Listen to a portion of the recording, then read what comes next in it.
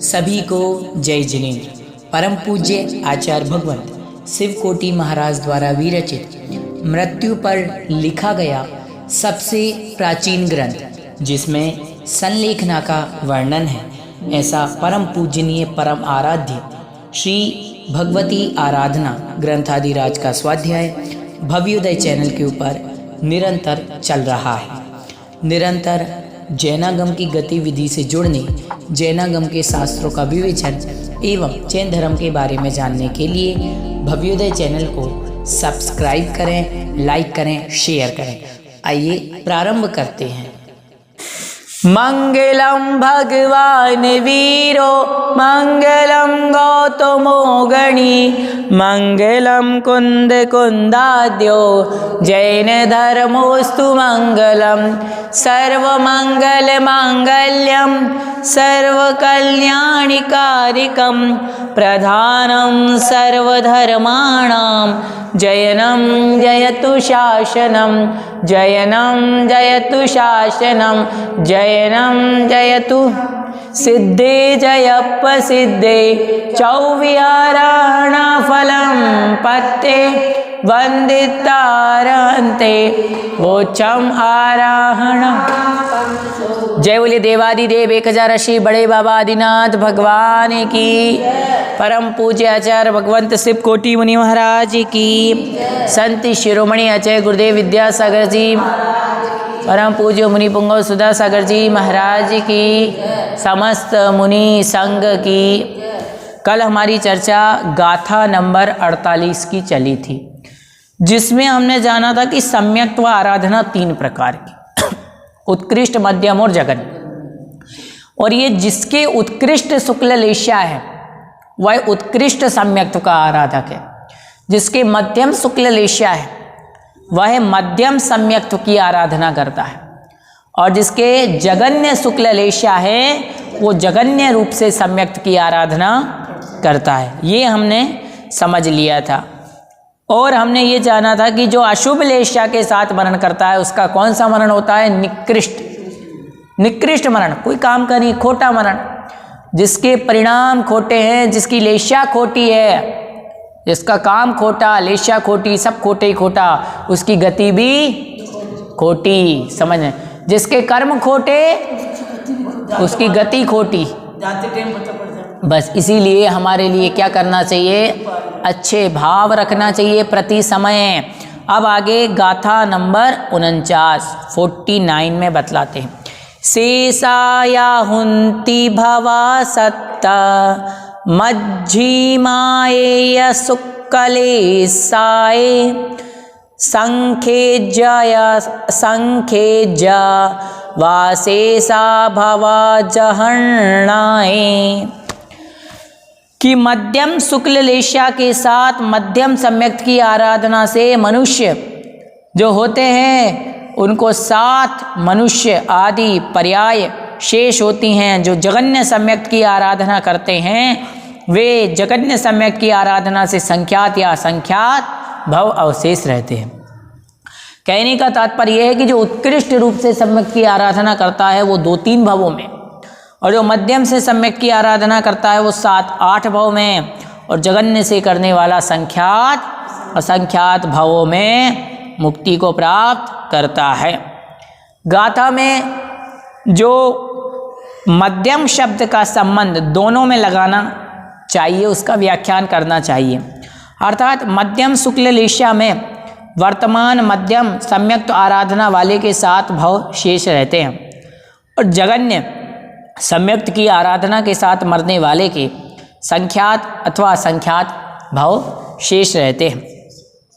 पंडित आशाधर जी ने विशेषार्थ अपनी टीका में लिखा है कि अन्य टीकाकार संखेज्या भवाय, ऐसा पढ़कर भवाश्च में आए च शब्द से अनंत का समुच्चय करते हैं, किंतु हम वह शब्द से करते हैं, परंतु विजयोदया में च शब्द व शब्द से अनंत का अर्थ ग्रहण नहीं किया गया। अन्य लोग च शब्द से अनंत का अर्थ ग्रहण करते, पर यहाँ पर अनंत का अर्थ ग्रहण नहीं किया गया।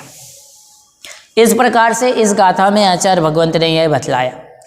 अब आगे कहते हैं कि उक्त 3 आराधनाएं किसके लिए होती हैं, इसका तो बतलाइए। सम्यक आराधना के लिए तो आपने बतला दिया, और 3 आराधनाएं किसके लिए है? तो गाथा नंबर 50 में कहते हैं उक्कस्सा केवलिनो मज्जिमया शेष सम्मदिष्ठीणम अविरद सम्मादिष्ठिस्सा संक्लिष्टस्य हूँ जहन्ना। अर्थात उत्कृष्ट आराधना केवली के होती है। उत्कृष्ट आराधना किनके होती है? केवली के। मध्यम आराधना शेष सम्यक दृष्टियों के होती है, और जगन्य आराधना संक्लेश परिणाम वाले अविरत सम्यक दृष्टियों के होते। जो आचार्य भगवंत ने यहाँ पर आराधना बताई 3 प्रकार की, कौन कौन सी 3 आराधना? सम्यक तो की 3, मध्यम आराधना, उत्कृष्ट आराधना, जगन्य आराधना। सम्यक आराधना की कितनी बताए? उत्कृष्ट, मध्यम और जगन्य। तो कह रहे उत्कृष्ट आराधना किसकी होगी? केवली के।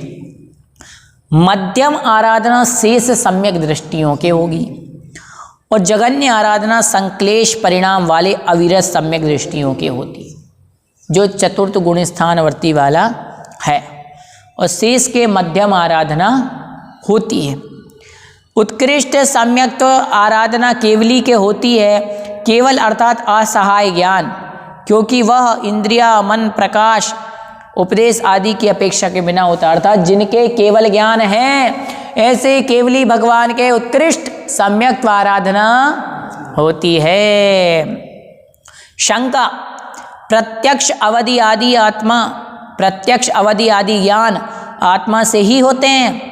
वे भी इंद्रिय आदि की सहायता की अपेक्षा नहीं रखते, अतः उनके भी केवल ज्ञान होने का पूर्ण प्रसंग आएगा। समाधान नहीं, क्योंकि रूढ़ी बस जिसका संपूर्ण ज्ञानावरण नष्ट हो गया है, उसी के उत्पन्न होने वाले ज्ञान में केवल शब्द का व्यवहार है। यद्यपि केवली शब्द सामान्य से दोनों प्रकार के केवलियों में प्रवृत्त होता है, यद्यपि यहाँ अयोग केवली का ग्रहण किया गया है, क्योंकि संयोग केवली का मरण नहीं होता। यहाँ पर अयोग केवली ग्रहण किया, क्योंकि संयोग केवली का ग्रहण नहीं होता। सम्यक्त्व आराधना की उत्कृष्टता कैसी होती है? समाधान, सम्यक्त के 2 भेद, सराग सम्यक्त और वीतराग सम्यक्त। सम्यक्त के कितने भेद होते हैं? 2, सराग सम्यक्त और वीतराग सम्यक्त। राग के 2 भेद, प्रशस्त राग और अप्रशस्त राग। प्रशस्त राग और अप्रशस्त राग।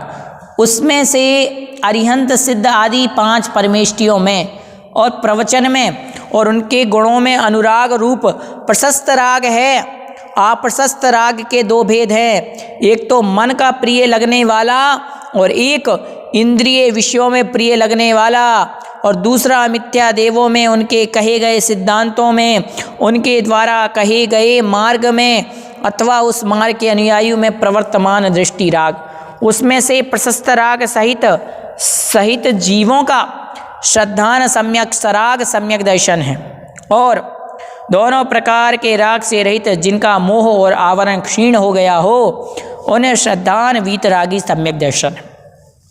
उनकी उत्कृष्ट आराधना है, क्योंकि राग और मल का अभाव है तथा समस्त त्रिकालवर्ती पदार्थों के यथार्थ स्वरूप को ग्रहण करने वाले संपूर्ण ज्ञान के साथ होता है। शेष सम्यक दृष्टियों के मध्यम सम्यक्त्व आराधना होती है। यहाँ शेष शब्द जो कहे हैं उससे अन्य का वाचक है, अतः केवली से अन्य जो असंयत सम्यक दृष्टि हैं वे शेष शब्द से ग्रहण किए जाते हैं।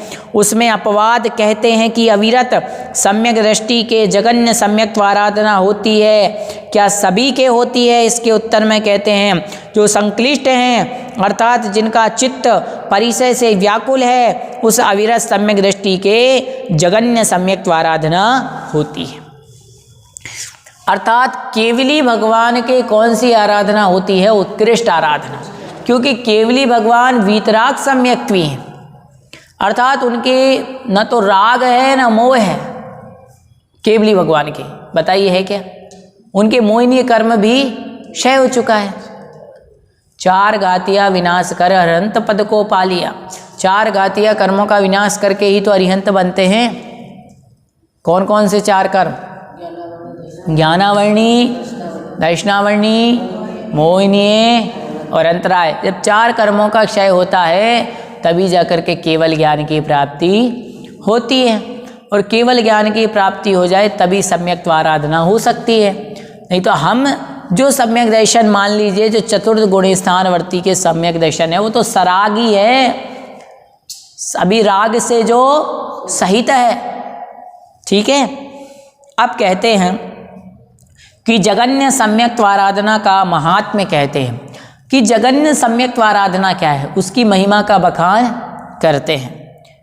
तो गाथा नंबर 51 में बतलाते हैं, संखेज्य मसंखेज्य गुणम वा संसार मणुसरीणुत्तूणम दुःख क्षयं करेन्ति जे सम्मत्तेन मरन्ति। कि जो सम्यक्त्व के साथ मरते हैं, जो सम्यक दर्शन के साथ मरण करते हैं, वे असंख्यात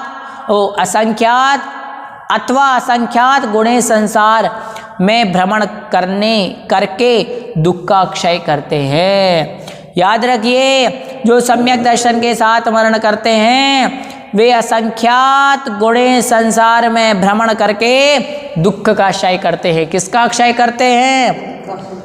तो यह जगन्य सम्यक आराधना है। जो उसे करता है उसका संसार काल पहले कहा ही है कि जगन्य सम्यक आराधना वाले के संख्यात और असंख्यात भाव शेष रहते हैं, अतः पुनः रुक्तता दोष आता है। समाधान नहीं।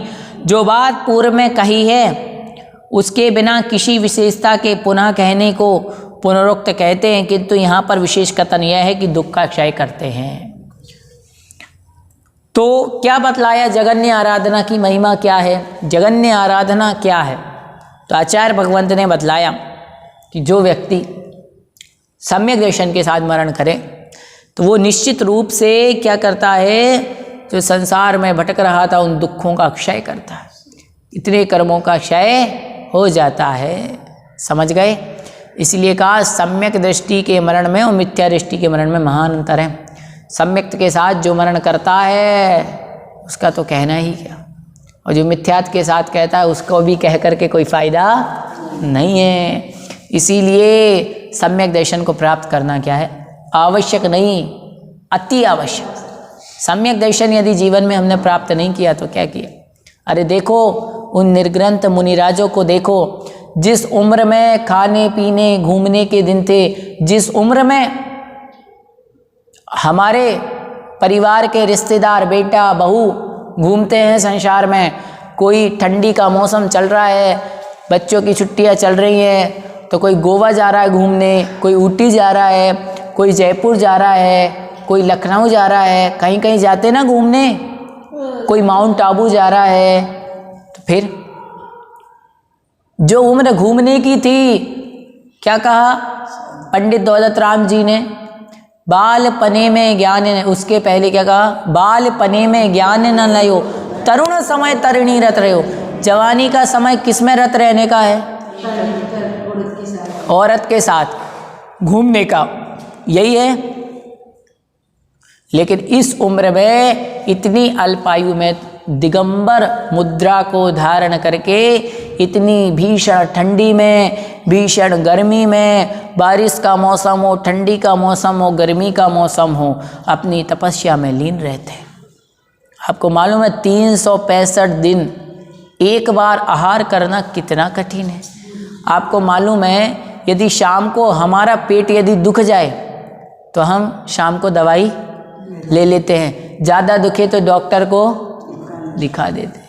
और शाम को साधु महाराज के कोई तकलीफ हो, रात को कोई तकलीफ हो, कौन देखने वाला है, कौन दवाई देने वाला है? बताओ। जब अगले दिन आहारचर्या होगी, जब कुछ आप औषधि दे पाएंगे। बताइए, अब आपके और हमारे तो तकलीफ हुई, तुरंत पेन किलर ले ली। बताइए, सोचिए सर्दी पड़ रही है, शाम को हमने क्या कर ली, हीटर के पास बैठ कर के सिकाई कर ली, थोड़ी सी बाम लगा ली, कुछ कुछ कर लिया, लेकिन साधु क्या करें, कितनी कठिन तपस्या बताइए। ठंडी हो रही है, हमसे तो ठंडी में ठंडे पानी से नहाया नहीं जाता, वहीं पर साधु महाराज ठंडी में हमसे कोई काम नहीं होता, कैसा लगता है ठंडी में। और फिर साधु महाराज ठंडी हो या गर्मी केस लॉन्च करते हैं, कैसे करते होंगे विचार करो। शरीर से यदि एक कांटा चुभता है तो उसका आभास हमारे लिए, एक छोटा सा मच्छर हमें काटता है तो उसका आभास हमारे लिए। जब शरीर से ये बाल उखाड़े जाते हैं, कैसे उखाड़े जाते हैं मालूम है आपको? जैसे खेतों में घास फूस उखाड़ी जाती, खेतों में घास फूस कैसे उखाड़ते हैं, ऐसे पकड़ के ऐसे फट उखाड़ते हैं, ऐसे इन केसों को निकाल दिया जाता है। ऐसे सच्चे दिगंबर मुद्रा को धारण करने वाले महामुनि होते हैं। और ऐसे जो महामुनि निश्चित रूप से जो सम्यक्त्व के आराधक हैं, और हमें उनकी उपासना करने से ही सम्यक्त्व की प्राप्ति होगी।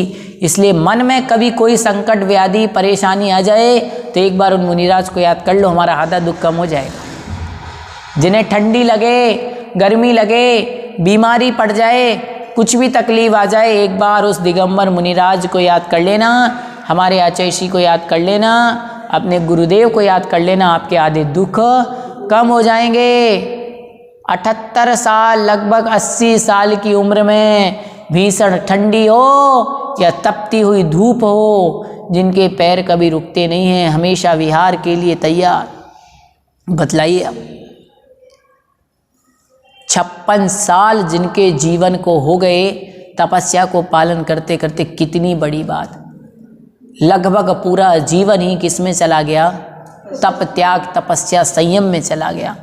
वहीं हम जहाँ एक नियम, एक चीज़ का त्याग करने के पहले 3 बार सोचते हैं, 10 बार सोचते हैं, वहीं जिन्होंने सर्वस्व का ही त्याग कर दिया और सोचा नहीं। बताइए, हमारा तो कदाचित मोह है, जागृत क्या जागृति है, लेकिन उन गुरुदेव का देखो किसी से कोई मोह नहीं, ना विषयों से मोह, ना शरीर से मोह, ना किसी चीज़ से मोह। बतलाइए, अब आप सोचते हैं अरे महाराज जी तो बंद कमरे में रहते हैं, बाहर से प्लास्टिक लगा देते, अरे प्लास्टिक तो अपने मंदिर के यहाँ भी लगा, क्या हो रहा? बतलाइए, सोचिए। अरे आप कुछ भी कर लें, प्लास्टिक नहीं महाप्लास्टिक लगा लें, क्या जिस देह के ऊपर एक वस्त्र नहीं है ठंडी नहीं लगेगी? आज आप और हमने वस्त्र पहने हैं ना, फिर भी ठंडी लग रही है। बताओ, अपन यही नहीं पहने हैं तो भी ठंडी लग रही है। अब सोचो, महाराज के पास कुछ भी नहीं है, कितनी ठंडी लगती होगी। उस ठंडी को, अब रात का समय है, कई महाराज आचार्य श्री अपने गुरुदेव और उनके संग में अनेक ऐसे मुनिराज हैं जो चटाइयों को ग्रहण नहीं करते। अब बिना चटाई के उस पाटे पर सो रहे, ना तो चटाई बिछाने की और ना चटाई ओढ़ने की। अब विचार करिए जरा, कैसे रात्रि काल जब कपकपी होती होगी, दांत कपकपाते होंगे, कैसे नींद लेते हैं। ऐसे में नमोकार महामंत्र का जाप करते हैं। फिर आप कैसे कह सकते हैं कि कैसे साधु रहते? अरे उनकी ठंडी, उनकी गर्मी, उनकी तपस्या को कहा नहीं जा सकता शब्दों में, ये याद रखिए आप। इसीलिए वास्तविकता में पूरे विश्व में यदि कोई साधना है तो वो मुनि साधना है, संत साधना है। बतलाइए, और किसी की साधना नहीं। अल्प आयु में 20 साल, 25 साल, 30 साल ज़्यादा आयु कहलाती है। आज के समय में 35 साल में विवाह होते हैं। बताओ, 35 सालों में 40 साल तक क्या हो रहे हैं? विवाह शादियाँ हो रही है। तो कहाँ आप कह रहे हो कि विवाह उम्र ज़्यादा है? अल्प आयु में ही ग्रह छोड़ करके तपस्या को धारण करते हैं। इसीलिए ऐसे संत क्या होते हैं? बहुत ही महान होते हैं। इस प्रकार से ये गाथा नंबर 51 का अर्थ हुआ। क्या हुआ गाथा नंबर 51 में? क्या बतलाया? दुख का क्षय। किनके दुख का क्षय होता है? जो किसकी आराधना करता है? जगन्य रूप से सम्यक्त की आराधना करता है, उसके कर्मों का क्या होता है? क्षय होता है। एक बात। दूसरी बात हमने क्या जानी? सम्यक्त के कितने भेद? 2 भेद। आराधना के वैसे 3, उत्कृष्ट, मध्यम, जगन, और वीतराग सम्यक्त और सराग सम्यक्त। ये 2 भेद। उसके बाद राग के 2 भेद, प्रशस्त राग और अप्रशस्त राग। प्रशस्त राग अर्थात धर्म आदि में राग करना। अब आप और हम पूजा से राग करें, स्वाध्याय से राग करें तो अच्छा है ना।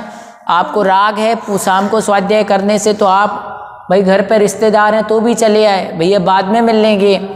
मान लो कभी कभी थोड़ा आलस आ जाता है, अरे आज स्वाध्याय नहीं करते, आज थोड़ी तबीयत अच्छी नहीं लग रही, फिर भी नहीं यार स्वाध्याय तो अपन रोज़ सुनते हैं, रोज़ पढ़ते हैं, तो पढ़ लेते हैं, फिर आके आराम कर लेंगे। तो ये आपका धर्म राग, पुण्य राग, प्रशस्त राग आपके लिए यहाँ पर क्या करके लाया है, मंदिर में खींच करके लाया है।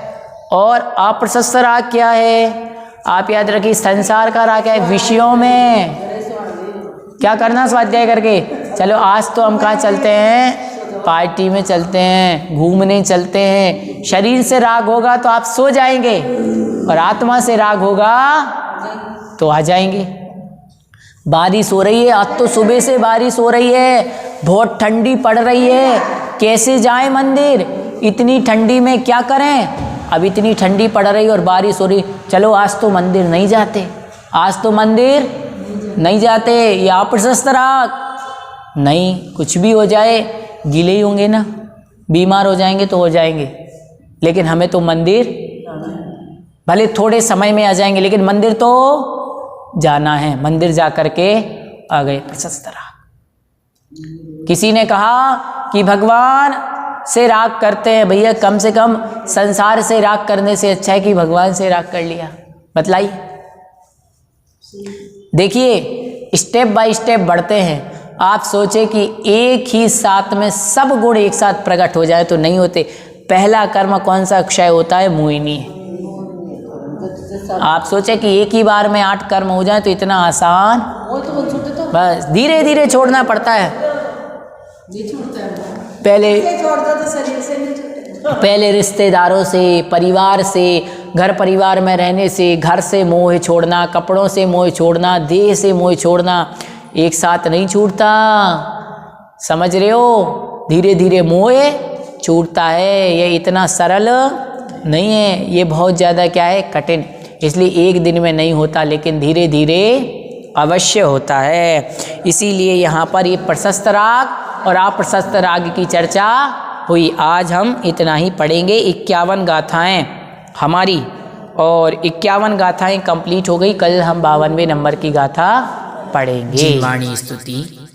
शास्त्र पठन में मेरे द्वारा यदि जो कहीं कहीं प्रमाद से कुछ अर्थ वाक्य पद मात्रा छूट गई, सरस्वती मेरी उस त्रुटि को कृपया क्षमा करें और मुझे कैवल्य धाम में महाविलंब धरें। जय बोलिए आचार्य भगवंत शिव कोटि मुनि महाराज की जय।